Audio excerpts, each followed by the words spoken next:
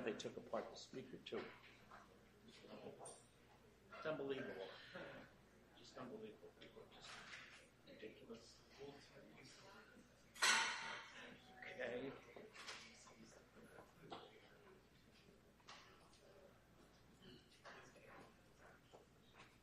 The lapel pin's gone.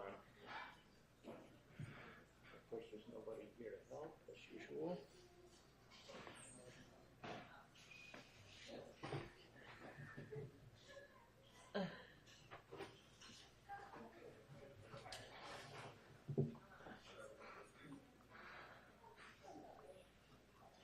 Well, that's interesting. Somebody's marijuana vaping device. Pretty good. I don't know if a student or a faculty left this, but it looks... Okay. Put that back in there. That's a new one on me. Okay.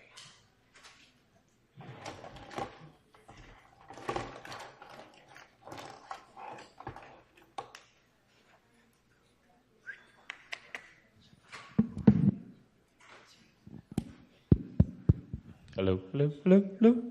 Goodbye, goodbye, goodbye.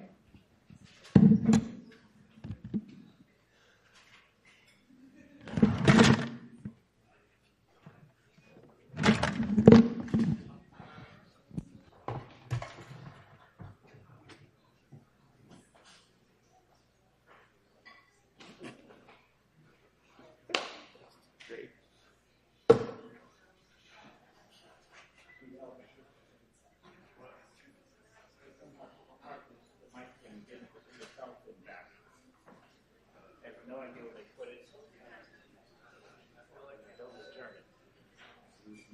No, it's just a stupid ear thing. Ear thing? Well, that would be, instead of me having a lapel here, I got to wear it on my ear. I looked. Maybe a set of fresh eyes will find it. Batteries.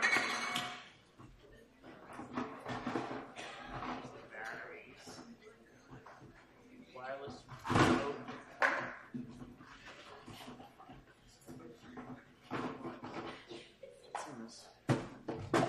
Been through there. Yeah, this is nothing. Can we call them moron? We're supposed to keep this straight. I don't know where it is. Yeah, all right.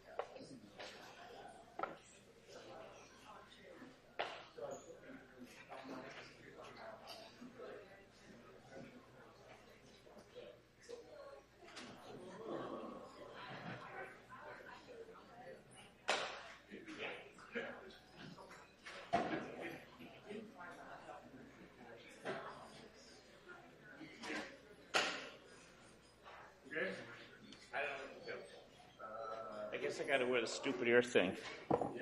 And then we got to call the guy and ask him, where the hell is it? Give us a new one. Do you have their number?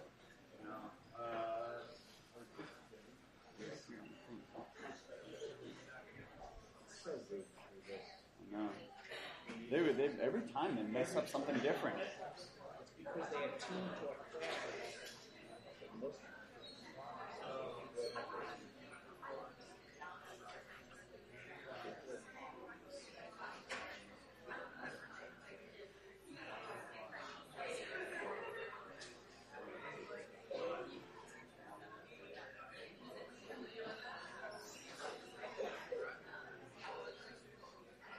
Did you look across a bunch of your exams?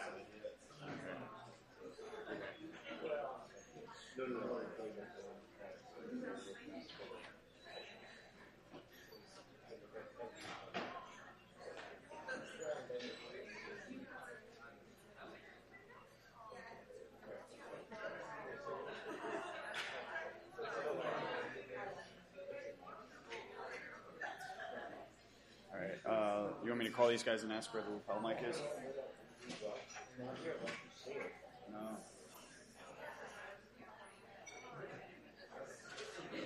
Hello? Hello? Hello? Can you hear back there?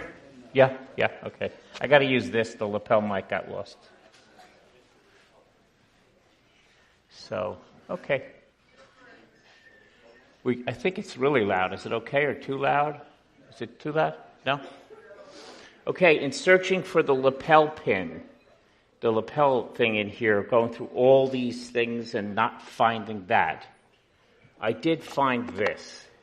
This is a Harley Davidson eyeglass case. And inside it is something that I really don't know what this is, but I think I know what it is. So if this belongs to anybody, I'll just leave it right here, and you can collect it whenever you want. Okay. Whatever. So I'm going to start passing this around again today because I know everybody didn't see it. I'm going to start on this side of the class. I want you to feel the bony ridges. Then I want you to hold it up to the light. I really want you to hold it up to the light. And I want you to see the paper thin. These things are great. Did you call those guys and tell them to get over here? It's ridiculous. All right. Hold it up to the light and really you'll see how paper thin your skull is in the temporal area. Remember I mentioned that's where you get fractures, and that's where the epidural, the artery to the in the epidural space is, and you can get an epidural hematoma. So I'm going to start it here because it didn't get, if you've seen it already, just pass it along, okay? All right, super.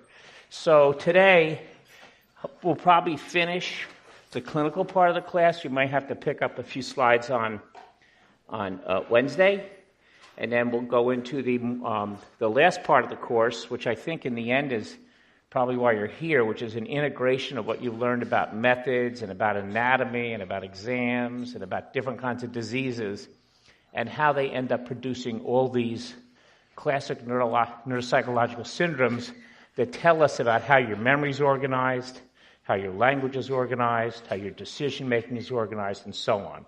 So that will be, of course, the last part of the course.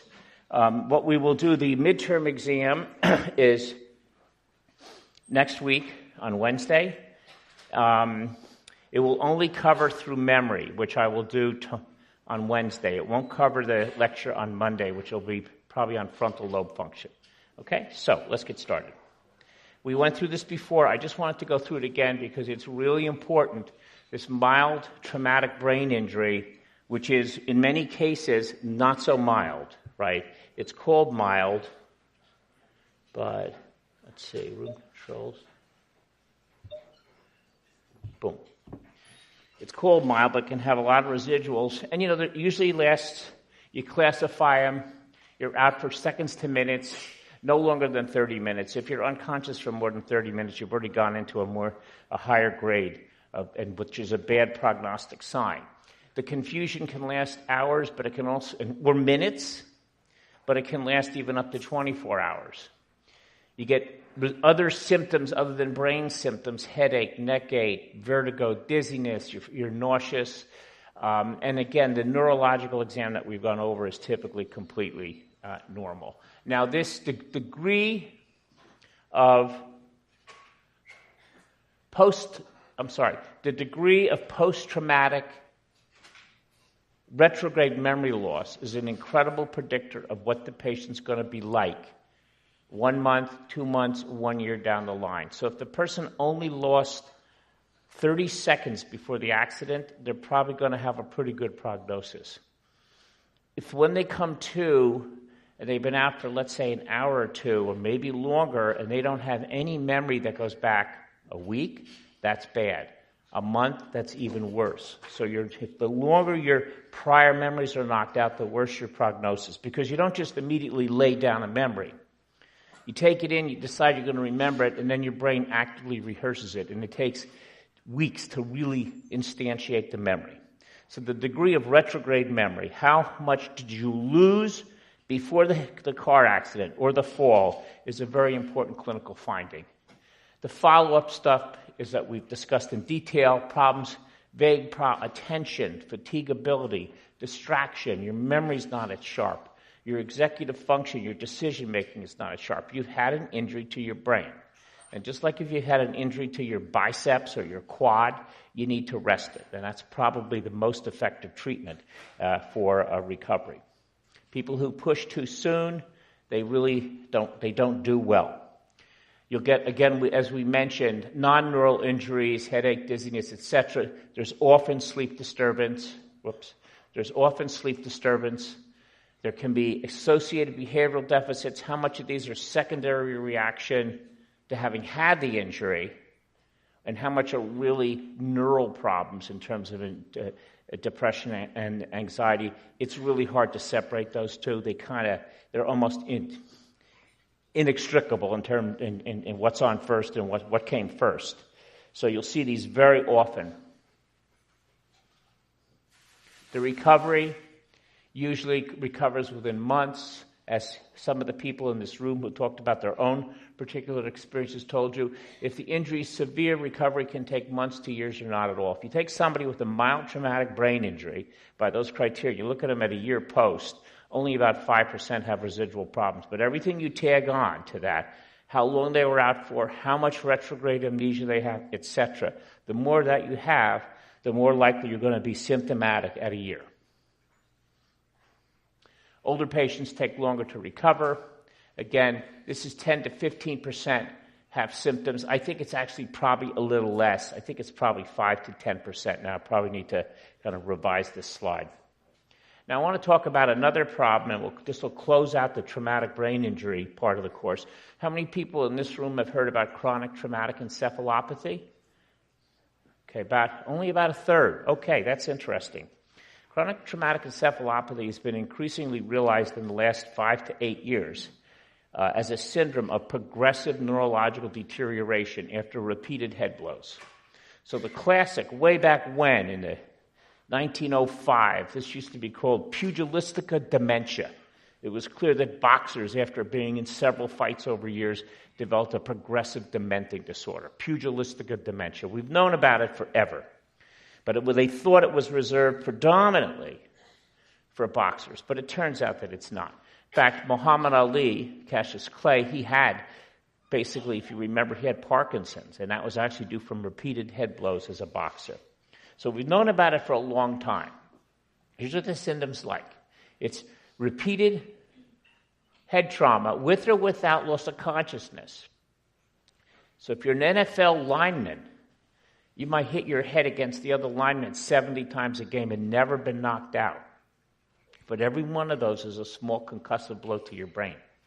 And it's a cumulative effect on your brain. There's a progressive and tragic loss of cognitive and social decline, and it's a tauopathy, T-A-U, tauopathy. Remember, tauopathy and frontal temporal dementia? It's a tauopathy, and it starts in the frontal cortex. So it starts with dysexecutive problems and problems with social, cognitive, and emotional regulation. Very critical syndrome. They say, who could this affect? Well, if you look at the literature, this particular person here, Professor McKee in Boston, has really been the person who's put this thing out in the national spotlight. The NFL tried to bury her. Right? They tried to bury her story. Turned out she won because she has the data. She's been looking at brains of athletes that have been donated to the brain bank. And if you really are interested in this, you need to take a look at some of her papers. She's had another recent one in 2017, which was quite conclusive about this syndrome. In fact, I'll just pass this around. She just published this article, 110 NFL Brains, in the New York Times. And it actually shows the pathology on all 110 NFL players that she got the brains on. Okay. Just pass it around just to see. You can pull it out in the New York Times. So she was right. They were wrong, but you can get it not just from football. You can get it from repetitive concussions from hockey. You can get it from repetitive concussions from soccer. Has anybody been knocked out playing soccer in here? Anybody? One? Any two? 2. Okay, so you know, right? How did you get knocked out? Did you hit a knee to the head? What happened? I ran head first on the goalie, like colliding heads. Head to head, yeah. It's usually head to head to ground, knee to head, or head to goalpost. Those are the biggies. How did you get knocked out playing soccer? Head to head? Yeah. Yeah, there's some suggestion, because a lot of them are head to head. The last case I saw was a young woman, 17-year-old from Marin, on the sidelines. Not on the sidelines, on the side of the field, went for a ball, hit another woman head to head. She got immediately knocked out. She hit the ground, and she went and had tonic-clonic seizures for 5 minutes. She seized until the ambulance got there. So there is some suggestion that hockey, at least younger players, should be wearing a headband, because that is a big cause of these two guys here. Both had head-to-heads and concussions. So just don't have any more. One's not bad, but 5, 6, 7, not good. All right, so tauopathy starts in the frontal cortex. Stage 1, headache, impaired attention, and concentration. How do we really become aware of this? Well, guess what? A couple brave NFL players in their 40s who noticed their brains were their mental status was disappearing. The first one was a safety for the Bears. Knew he was deteriorating. Wrote out a check for $35,000 saying, "Please get my brain checked," and shot himself in the heart. Committed suicide. In his case, his brain had chronic traumatic encephalopathy.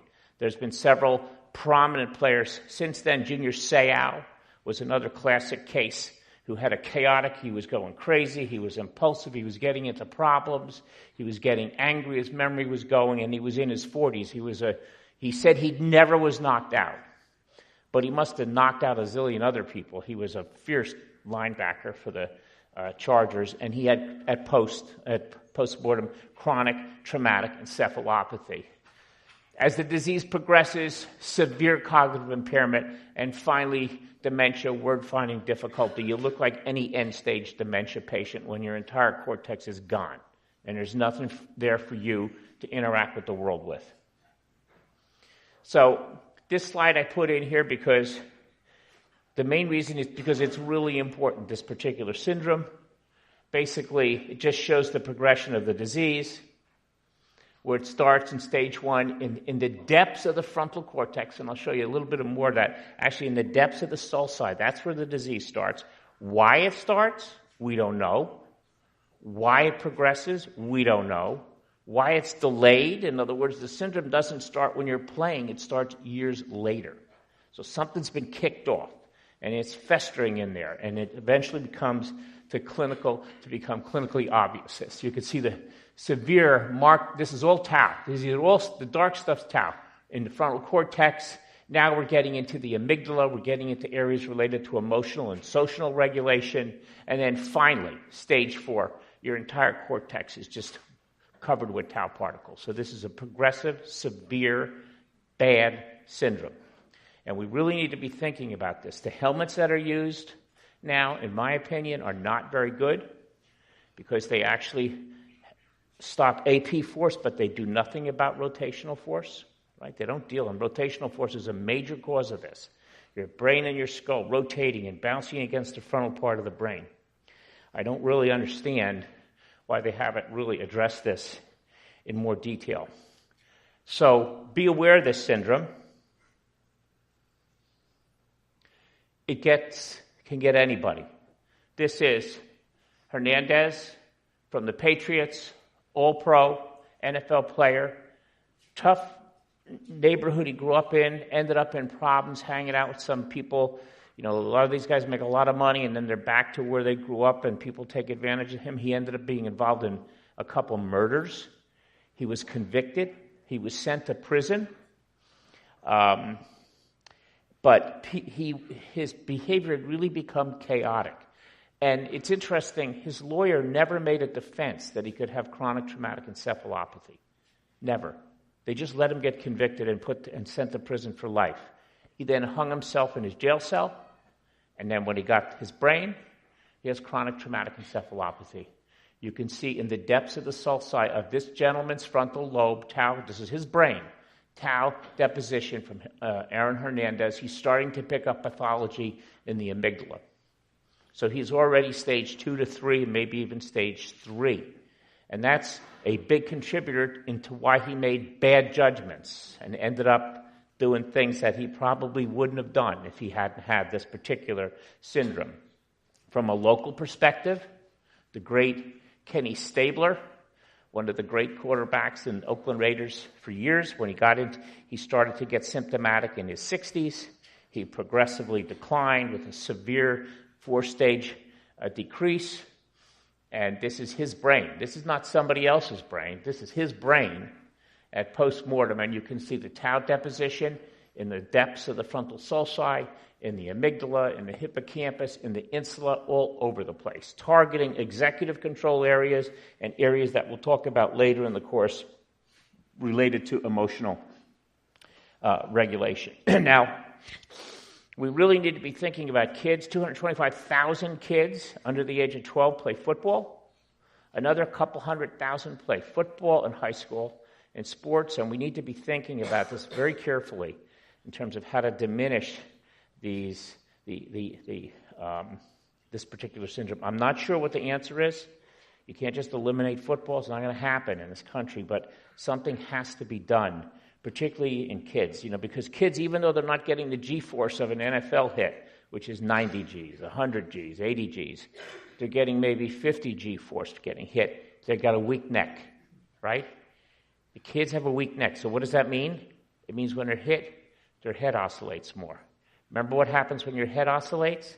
Your brain moves back and forth in your cranial vault. So all these things contribute to even a bigger risk in children, in my opinion. We haven't seen that study yet that looks at kids who played Pop Warner football in the 70s, showing they have a higher incidence of early onset dementia. But when that comes out, if it comes out, I think the country's going to have to do some serious soul searching. It's not as big a problem as gun violence, but it's a big problem.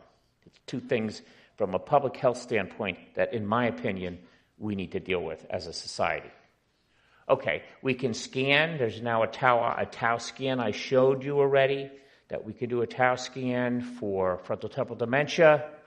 We can also do it for chronic traumatic encephalopathy from repeated head blows. So there's some efforts now to try to delineate who is going to get this syndrome. Not all football players get it. Only about 10%, maybe 15%, depending on how you do your numbers.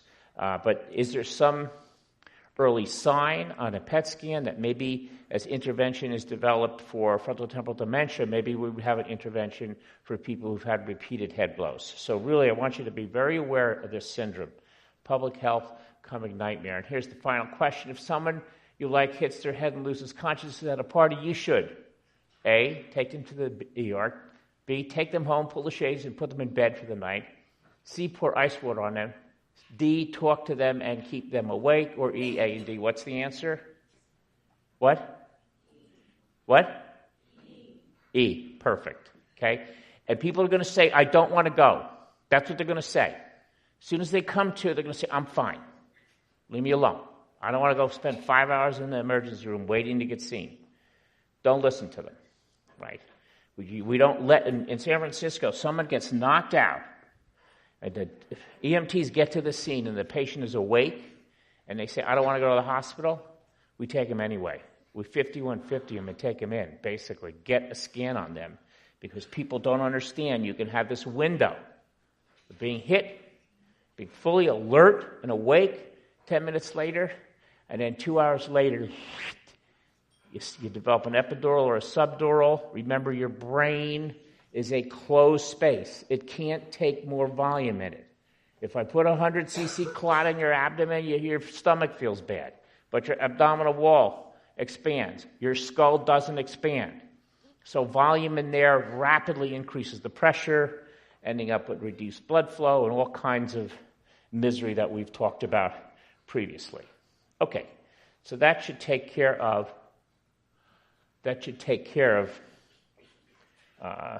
brain trauma. At least, hopefully, you got a beginning good feel for what this is all about. So we're going to switch now to brain tumors. It's the last of the big clinical syndromes we've gone over. Now, of course, this course is not complete. It's not a neurology residency. I just picked some of the big ones that cover lots of the symptoms in people that you see in everyday life. So we'll just do our saliency detector now. How many people in this room know someone in their family or a close personal friend who's had a brain tumor? Take a look around, okay? This is not uncommon. Can you tell me what happened? What? Yeah. No. Oh, you had it. Okay, so we'll wait on that. Who else? I don't want you to have to talk about your prayer. Yeah. What happened? But thank you. Discovered that he had like orange-sized tumor in his brain. Started deteriorating pretty rapidly. Stopped talking to people. Wouldn't have his brain was always super depressed. And then within a year was in the hospital. And not get through the tumor. He what? So he had a glioma. He had a malignant tumor. Yeah, who else can tell me a story? So that guy had a progressive social withdrawal. Basically just people thought he was depressed, and then he really had a brain tumor. See, the thing about brain tumors, I'll just give you a little clinical hint. The best thing that could happen, this sounds weird, the best thing that could happen when your brain tumor starts is that you have a seizure. If you have a seizure, everybody knows something's not right, and you'll get a scan. If you just have a behavioral change, he's getting depressed, right? Or he's getting this. Who else can? One other person. Who else knows? What? Yes, ma'am. My mom presented with a seizure, and then it had drugged for like 10 years. But you had a tumor? Yeah, it was a meningioma. A meningioma? Oh, okay, good. So there's the two. Good. These are the two different kinds of tumors. This is the whole lectures on this. Tumors that grow inside the brain, in the substance of the brain, a glioblastoma, invariably fatal, and tumors that grow between the brain and the skull, a meningioma, growing from the meninges. They're not in the brain.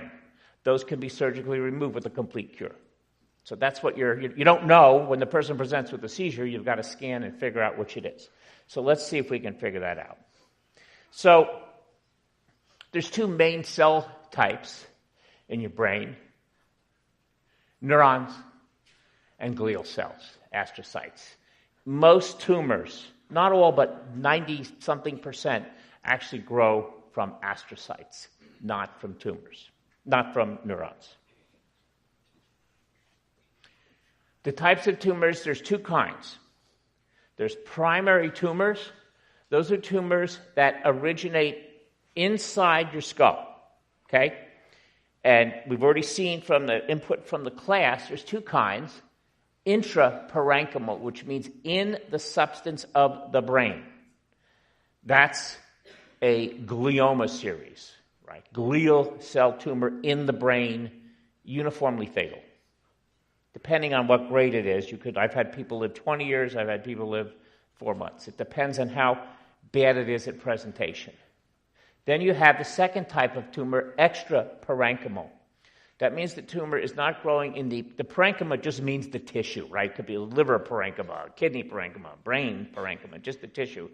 This is a tumor that is growing between the brain and the skull. And they could be a meningioma, like this woman's mother, or they could be even an acoustic neuroma, which we won't go into in much detail, that grows on your auditory nerve and presents often with either ringing in the ear or unilateral hearing loss. They both can be surgically removed. Then another big type of tumor is a secondary tumor. So primary starts inside the skull. Secondary tumor starts someplace else, right? So someplace else means anywhere in your body that has a malignant tumor that can spread. Could be breast, could be colon, could be lung. Does anybody know anybody who had metastatic tumor here? Okay, do you mind telling me what happened? A friend of mine, when she was 9, was diagnosed with rhabdomyosarcoma. I see.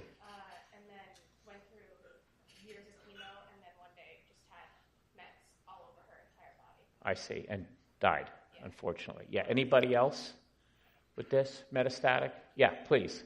My grandpa had lung cancer, and then slowly spread up to the rest of the Yeah, very common, right? And that's why you want to get the primary tumor treated very quickly. So that's the clear examples of metastatic. It started someplace else, in the muscle, in the lung, and then got into the bloodstream.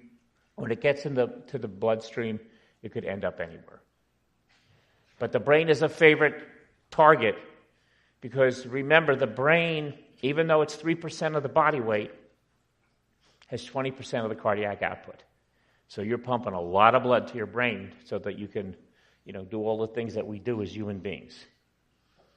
Okay. So then there's another thing to think about, and that's the location of where the tumor is. In general, in adults, and everybody in this room would be an adult, these tumors start typically in the cerebral hemispheres, right? Whether it's metastatic or it's primary. But kids, it's a different story. Actually, for those of you going into anything with children, pediatrics, etc., children's brain tumors actually start in the brain, in the posterior fossa, either in the brainstem or the cerebellum. So they don't present with seizures. Tumors that start in the cerebral hemispheres, if you're lucky, they'll present with a seizure and you'll get worked up immediately and you won't wait for, like your friend went, a long time before they got diagnosed. Whereas kids will present with balance problems, right, because they're in that brainstem, cerebellar, their gait will be unstable, etc. So completely different presentation in children with brain tumors. The symptoms really depends on the location. All in neurology is like real estate, location, location, location. Wherever the thing starts, that's the symptoms you're going to get. If it's in language cortex, you're going to get language symptoms. If it's in the frontal lobe, you're going to get more subtle problems in decision-making and executive control. If it's in the hippocampus, it may present with memory problems, and so on. They are slowly progressive. They don't come on abruptly unless they hemorrhage. And tumors, high-grade tumors, can spontaneously hemorrhage. Because remember, the tumor's sitting there, and these tumors, I don't care what the type is, but not the meningiomas, but the metastatic ones or the ones that are in the substance of the brain, they're growing, and they want more blood vessels coming to them. They're secreting tumor angiogenesis factors. They're growing their own blood vessels so they can grow and produce all their misery. But because they're producing new blood vessels, the blood vessels are weak. So occasionally they'll rupture. So actually, if I see a 36-year-old woman come in to the hospital and she's had a new hemorrhage, and she's not hypertensive, she doesn't have an AVM, she's had a new hemorrhage in her left temporal lobe, you better work her up for a primary tumor somewhere. You better make sure she doesn't have breast cancer that spread to her brain and actually had a hemorrhage. So they can present acutely, but usually they're just insidious, progressive loss of function. So here's an example of a primary tumor. This is a glioblastoma, like your friend. And you can see here's the MRI scan, and there's a mass in the brain. It's not between the brain and the skull, it's in the brain. And it's growing, and it's actually growing along white matter tracts. In fact, this particular tumor, what will happen with these glioma tumors, they follow your white matter tracts. So remember we talked about the fusion tensor imaging and how we could pick up how brain areas are connected? Actually, these tumors follow. This is like the highway for tumor spread. These tumors track along these white matter tracts. So what you'll see typically is here's a postmortem of a couple cases, and you can see this really nasty-looking tumor in the brain. And if you just look at it, and you look at another case here, you can see that first there's a huge mass effect. So here's the midline. Everything's pushed over because there's massive cerebral edema or swelling of the brain tissue from this tumor. And if you just look at this, you say, that particular mass has all kinds of cell types in it. It's not homogeneous. You can just tell that it looks nasty. There's areas of flecks of blood where it's actually leaked blood out. So if I just look at that tumor, I know that this is a grade 4, the highest grade glioblastoma. Low grade, grade 1, can present just with a seizure, and those are the patients that if you pick them up right away and resect the tumor, they can live a long time. As I said, I've had people that have actually lived 20 years after resection, maybe even longer now. But when it gets to this stage, grade 4, there's nothing you can do. The tumors, because I told you they follow white matter tracts, they have a pattern that you see. These gliomas are called often, they get bilateral because they spread. The tumor starts here, it invades the corpus callosum, and knocks out the other frontal lobe, right? So they're called, you can see it here. Here's tumor here. It's grown through the corpus callosum. Now it's got both frontal lobes. This patient is gone. They can't interact with the environment anymore. And they're actually called, these things are called a butterfly glioma. That has to be the most bizarre, it's a pathological term that the pathologists use, but it's got to be the linking of the beautiful butterfly and the worst brain tumor you could ever have. It's kind of a strange combination, but they're often called butterfly glioblastomas because of this pattern of infiltration. They can start anywhere. I'm just showing you examples in the frontal lobe. They can start other places. They tend to start in association cortex. I don't know why. Probably because it's got a higher metabolic rate, but you don't see tumors starting in A1, V1, S1, M1, primary motor or sensory. They start in association cortex. Here's a case. This is like your friend, not quite the same. This is a woman that at Highland Hospital, I didn't see her till the very end. She came into the hospital 3 times. She was 6 months pregnant. She was a 22-year-old woman. She basically was feeling kind of down, and people think, oh, it's some kind of, depression related to pregnancy. Now, usually depressions related to pregnancy don't start till after the pregnancy. They're usually postpartum depressions, not prepartum. So they sent her home, said, you'll be fine. She came in again, and she was even more withdrawn and more not feeling well, just not interacting with her environment and very well. And they said she's really getting depressed. They actually decided to put her on antidepressant, but they elected not to do any brain imaging on her because they thought this is just reality. I'm just telling you. Just don't you do that. You make sure you don't send somebody home without a scan, okay? Just remember that. She's shocked. She's sent home a second time. The third time she comes in, she's lethargic. The family bring her in. They call me finally to see her, and basically she's got a massive, massive, massive brain tumor pushing on her brain, and she's already in extremis in a coma, and basically within a couple hours she was clinically brain dead. Right. So this is a. You can see this how fast this course evolved with her. Actually, the family. This is an interesting case because the family really and the father wanted the baby. We actually kept the mother alive on a ventilator for, I think, 6 weeks till we could get a viable baby so that their lungs were viable. And then the baby was delivered, and the family took the baby. They were happy to have the baby, and then we just turned off the ventilator.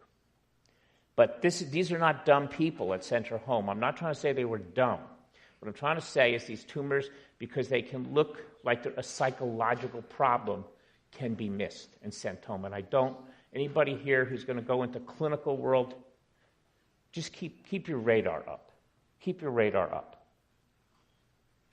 Okay, so here's like your mom. This is not your mom's meningioma, but this is a patient that I saw that they brought into the clinic, and he didn't have any problems. But the family said that here was the admitting complaint. Grandpa is getting grumpy. Now, they might say that about me too, right? But Grandpa's grumpy. The bottom line, Grandpa had this huge lesion. Whoops. Sitting right here, you can see this homogeneous means it looks the same. All the tissue looks the same. And when we put contrast in, it enhances perfectly and smoothly. Unlike the gliomas, which are ugly and you can tell there's different tissue. That's because this is all meningeal cells. It's one cell type. They're very vascular. They have a lot of blood to them, but they're not malignant, right? They're not going to spread. So this tumor, even though there's a big pressure on the brain, this is actually between the brain and the skull. And this patient was successfully operated on by 2 neurosurgeons. Took a long time. It was a 19-hour procedure, but they completely removed the tumor, right? And since the underlying tissue has been pressed on, depending on how long it's been pressed on, you might have damaged underlying tissue. In this case, that happened. But if it's not that big a tumor, let's say this big, and it's pressing on the brain, and you take it out, you're going to get probably a total recovery of everything, right? So this is very important. Meningiomas, right? Extraparenchymal. Can present with seizures, are progressive, curable. And here's another one of a patient who never got diagnosed. They were basically felt to have psychiatric problems. They're acting odd. They weren't interacting with their friends properly. They were becoming withdrawn, etc. Bottom line, they ended up dying from something else. They didn't seize. And then at autopsy, this patient had a giant orbital frontal meningioma. That's all a tumor pressing up on their brain, causing their behavioral problems but never diagnosed. You need to be really careful about this. Now, you can see also, if you look at that tumor, it's all homogeneous. It's the same tissue type because there's only one cell. Unlike the glioma, which has got all kinds of undifferentiated cells, mitotic features, it's really got, it's malignant. It's a malignant tumor. So that's a meningioma. Highly treatable. This would have been curable if it had been diagnosed properly. Here's another lady. An older woman in her 70s who came in with balance problems. She was having cerebellar problems and kind of stumbling around. And the bottom line, when we worked her up, she had, her exam showed poor coordination, all the things we talked about. And sure enough, in her posterior fossa, here's her brainstem. See that lesion right there? And then when I put the contrast dye in, it beautifully lights up. That's a meningioma growing in the posterior fossa, producing cerebellar problems. More common, you don't get meningiomas in kids, but kids present with tumors in the substance of the cerebellum. Actually, gliomas are in the brainstem or in the fourth ventricle. But this was an adult presenting with a meningioma in the posterior fossa. Not the most common thing, but again, location. You can get this type of patient, you can have a total surgical cure. Tumor can be completely taken out with a great result. Now, just to emphasize this point, here's a multicystic glioma. I want you to really look at this. You can see this is all tumor. It's got cystic necrotic areas. It's got hypervascularity. It's growing through the white matter. You can't really see the borders.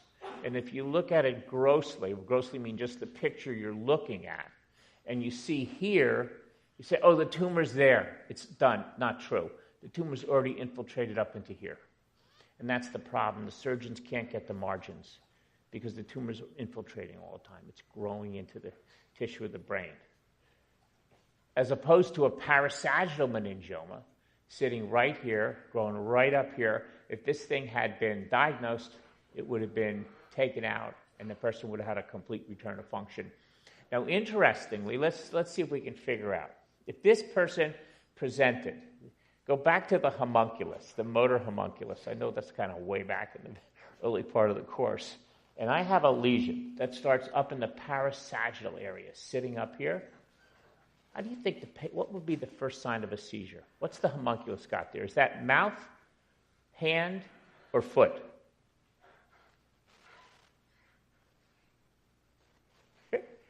Mouth, hand, foot. This patient would start with seizures in their foot. Their foot would start jerking because that's where the irritative focus is. And then it might spread and have a Jacksonian march and spread from the foot to the hand to the mouth. And maybe there would be secondary generalization, which means it's captured the whole brain. Yes? So when a meningioma, does the brain kind of fill up? Yes, it just pops back up. Yeah, well, again, it depends on how big, how long it's been there. We see many patients who, particularly patients who have behavioral symptoms and no seizures. You can see, you saw that the grandpa's grumpy. That was a gigantic orbital frontal tumor. That particular tumor was so big and had so much pressure on the brain, the orbital frontal cortex was damaged. But a smaller one, when you take it out, the cortex will pop back up. So it really, there's no hard definition, but it's a good question. It's a very good question. Okay, so that's a parasagittal meningioma. You can see the cortex is pushed away. So childhood brain tumors, posterior fossa, cerebellum, and brain stem, balance problems, ataxia, cranial nerve problems, double vision. There's 4 types, and these things are horrible tumors. You can imagine the family. You've got your little 5-year-old, and all of a sudden they have balance problems, and you take them in, and the doctor says, "I'm really sorry, your kid has a brain tumor," right? This is not a good thing to hear when you're a parent. So if you take a look at the kinds of tumors, you can get tumors that are in the brain stem. You can get tumors that are in the cerebellum, in the tissue, a cystic astrocytoma. Now that looks terrible, right?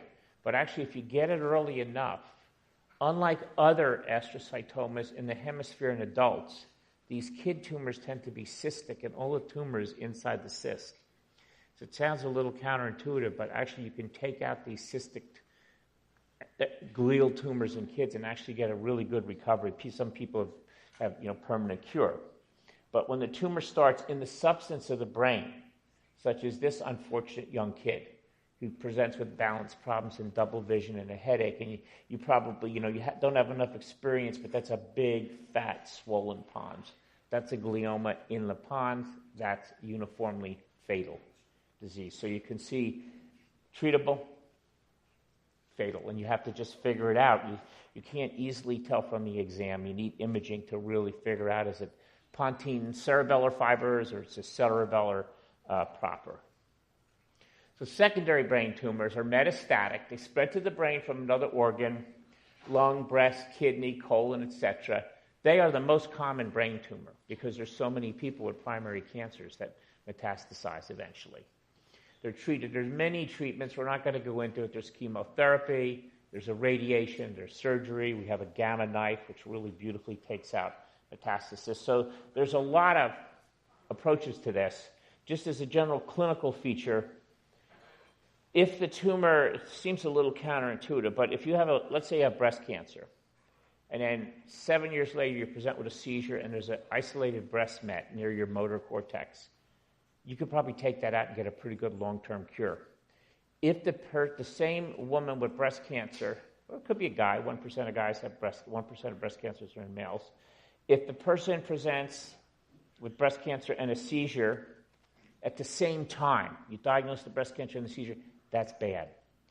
What it's telling you is that particular tumor is very aggressive. It's already spread out of the primary organ, in this case the breast, but it could be the lung, it could be the colon, it could be whatever you like. So here's what they look like. This is the CT scan without contrast. Here's a CT scan, same patient with contrast, 1, 2, 3, 4, 5, 6, 7, 8, 9, 10, 11. Take your pick. There's 10, 12, multiple metastatic lesions. Now that's a bad case at presentation. Sometimes they'll present with just one metastasis, and that's a good prognosis because we can do gamma knife or surgery and maybe some irradiation and get a prolonged, very long cure or stability in these patients. That's metastatic tumor. And the metastatic tumor, this is a fundamental principle that I really want you to understand. Where do tumors most commonly end up in your brain?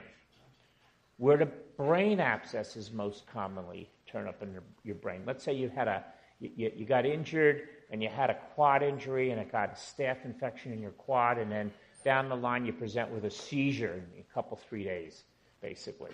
And they take a look at your brain, and you've got a brain abscess. The staph is set up, light housekeeping in your brain, right? So where do they end up? And this is the fundamental principle. It's called the watershed. Okay? What is the watershed?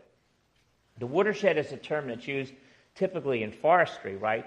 The typical watershed of the Mississippi is where the little tributaries start somewhere in Canada, and they all come down and they get bigger and bigger and bigger, and you finally got the Mississippi and it drains down to New Orleans, right? That's the watershed. But from a neurological and neurosurgical and radiological term, it's just the opposite. The watershed is the terminal distribution of your arteries. So your carotid artery comes up, you got your big middle cerebral artery, and it does that whole part of your brain. Your anterior cerebral also comes off the carotid distribution. It does that part of the brain. The posterior cerebral comes off your basilar artery, and it does that part of the brain. And where they meet, they've all gotten smaller and smaller and smaller and smaller, the blood vessels. And guess what happens? At the area with the smallest diameter of the blood vessels, the watershed. That's where the predominant number of brain tumors, brain abscesses, or anything that spreads in your blood to your brain ends up. Okay? The watershed. And so that's why you would see this particular scenario. Here's two metastatic tumors, In this particular case, here's the anterior cerebral distribution, here's the middle cerebral distribution, and there's a brain metastasis. Here's anterior cerebral, here's middle cerebral, there's another brain metastasis. So that's where they end up getting stuck. The same thing holds for brain abscesses. So the watershed is really a critical vascular thing to understand when you're trying to figure out what's going on in your patient, who's in the emergency room, who's had a seizure or not, and you do the scan, and if you see lots of lesions, or even a couple lesions in the watershed, you should be thinking, this is not a primary brain tumor. Actually, if you have more than one lesion, it's not a primary brain tumor. And you then have to start thinking about evaluating that person to find out where that tumor started, get at the source of the tumor. So, there's another example. There's a tumor that's cavitated. Here's one here. Now, they're not 100% in the watershed, but a way disproportionate number end up in the watershed. Probably 50% of all metastatic tumors are in that particular distribution. So we got, and again, the metastatic tumors are intraparenchymal in the sense they are in the substance of the brain, right? Lung, colon, breast, melanoma, kidney, pick your poison. All these tumors can end up at metastatic involvement. So you've got to be very careful about making sure you get the right diagnosis and get at the source of whatever the problem is. And then, now this would be a tough one. This has got too many lesions for a Gamma knife for surgery. So this particular patient would undergo chemotherapy and irradiation. But if there was only one lesion like this, we'd take it out. And that will have a longer survival and a better long-term prognosis and outcome. So curable brain abscess. Here's a brain abscess. Deep in the brain, not so curable, tough to get at. Maybe you can fix it with antibiotics. A big staph abscess deep in the brain. As I showed you before, you could have little metastatic lesions in the surface of the brain with something like tapeworm infection of the brain. By the way, as I mentioned, that's a live tapeworm inside that little cavity. So I think I'll stop there. We'll finish on Wednesday. I'm just going to talk about edema. What causes the swelling? You're in the emergency room. The patient comes in. They're looking bad. They got a brain tumor, and they got brain swelling. How are we going to understand it, and how are we going to treat it? See you Wednesday.